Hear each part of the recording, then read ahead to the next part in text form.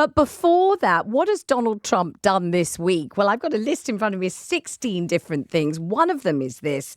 Trump revokes Joe Biden's security clearance. Trump revoked Joe Biden's security clearance and access to daily intelligence briefings on Friday. And it's something that Biden did to Trump 4 years ago. There is no need, he said, for Joe Biden to continue receiving access to classified information. Joe, you're fired, the Republican added in a reference to his catchphrase, as we all know, on the reality TV show The Apprentice. Let us discuss this with Bobby Chacon, former FBI agent, now commentator on US intelligence and security issues, based in Los Angeles. Hi, Bobby. Thanks so much for joining me. So this is Melissa, thanks for having me. Oh, it's good to have you. So this is a kind of tit for tat, it seems. I mean, those are the exact words I would use, and in reality, of all the things Trump did this week, this is probably the least important to the functioning of our government. This is probably a largely symbolic thing, but probably, in his world, probably made Donald Trump feel very good. And tell me what it means effectively, that Joe Biden no longer has access to what and is barred from seeing what?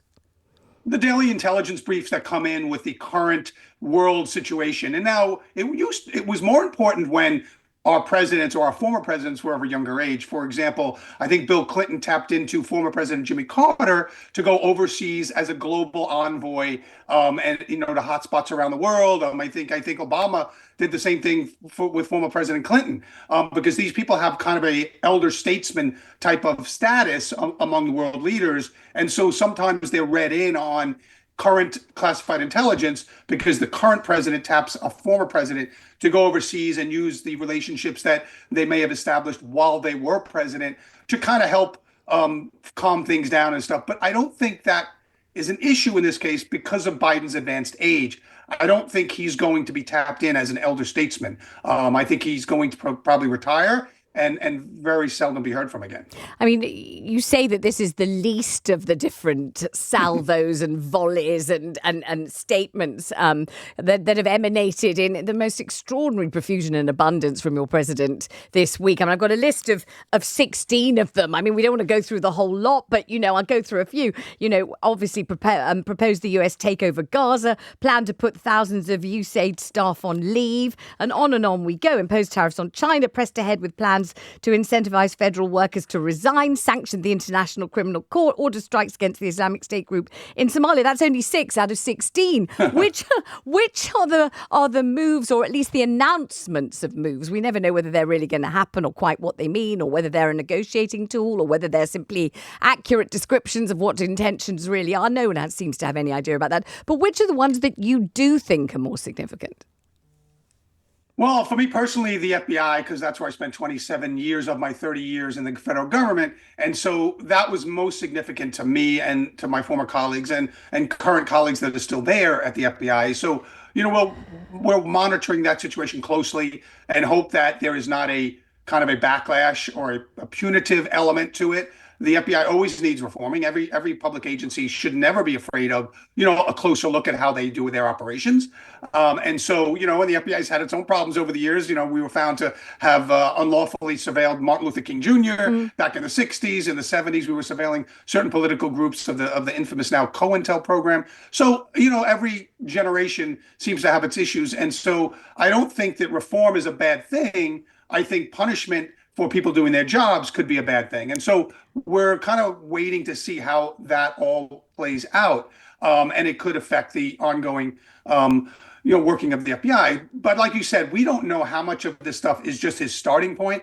Trump is a good negotiator, so he likes to get a foot way ahead so that he's always playing offense and the rest of the opposition is kind of playing defense. And so if he goes a mile and has to retract, go a kilometer, have to retract half a kilometer, then he's still made a half a kilometer progress, right? So sometimes he goes forward knowing that may have to retract a little bit during the negotiations, but he takes that big first step forward and puts the person he's negotiating with on their heels. I mean, have you, I don't know, Bobby, had a look at the kind of response to the president around the world? Because there's a combination, I think, of sort of shock and awe, really. Quite a lot of awe. And the awe is, wow, nobody else would do this. Nobody else could do this. Nobody would say this. Nobody would have threatened this. But my God, he's going to move mountains and make a difference. And, we may not have supported him. In fact, we may be horrified by him. But we're utterly kind of mind-boggled by the scope and the energy and the possible, I suppose, disruptive things that could occur.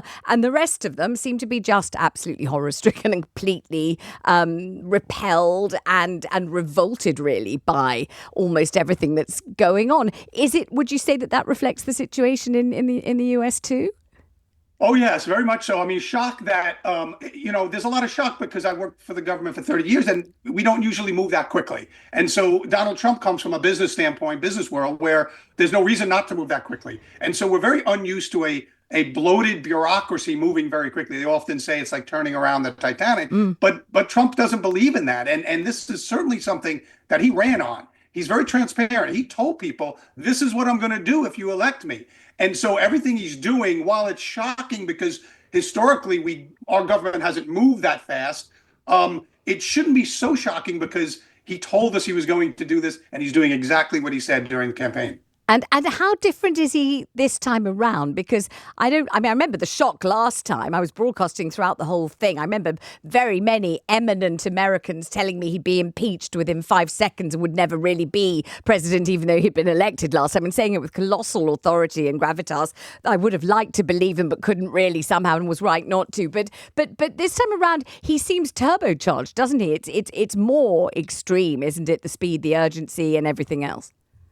Yeah, I mean, I think that he actually benefited from being out of office for 4 years because he learned his lesson of his first 4 years, how to deal with the kind of the swamp, what he calls it, and that's the bureaucracy in Washington, D.C. And when he was elected back in November, he had 2 months to kind of get his team down there at Mar-a-Lago in Florida and get their marching orders ready. So on day one, he wanted to start this. And so you're seeing a much different second administration. I think that's based on the lessons he learned of dealing with our bureaucracy the first time around. He's moving swift, he's moving significantly, and that's causing a shock to the bureaucracy, which is exactly what he knows will get him the success or the movement that he wants to get. Thank you, Bobby, very much indeed. That's Bobby Chacon, former FBI agent, now a commentator on US intelligence and security issues. He's from Los Angeles, and he's talking about the fact that Donald Trump has just revoked Joe Biden's security clearance in what has been described by some as a revenge move.